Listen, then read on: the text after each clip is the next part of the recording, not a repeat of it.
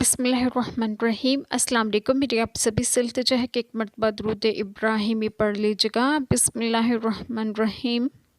اللہم صلی علی محمد وعلی آل محمد کما صلیت علی ابراہیم وعلی آل ابراہیم انک حمید مجید۔ اللہم بارک علی محمد وعلی آل محمد کما بارکت علی ابراہیم وعلی آل ابراہیم انک حمید مجید۔ بسم اللہ الرحمن الرحیم۔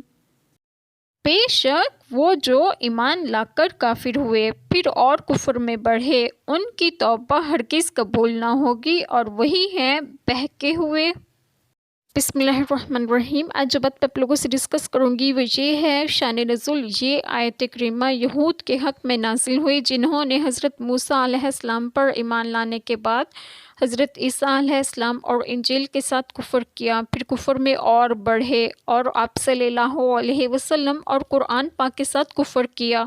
اور ایک قول یہ ہے کہ یہ آیت کریمہ یہود و نصارہ کے حق میں نازل ہوئی جو آپ صلی اللہ علیہ وسلم کی بعثت سے قبل تو اپنی کتابوں میں آپ صلی اللہ علیہ وسلم کی نعت و صفت دیکھ کر آپ صلی اللہ علیہ وسلم پر ایمان رکھتے تھے اور آپ صلی اللہ علیہ وسلم کے ظہور کے بعد کافر ہو گئے اور پھر کفر میں اور شدید ہو گئے اور ان سے توبہ ہرگز قبول نہ ہوگی اس حال میں یا وقت موت یا اگر وہ کفر پر مرے۔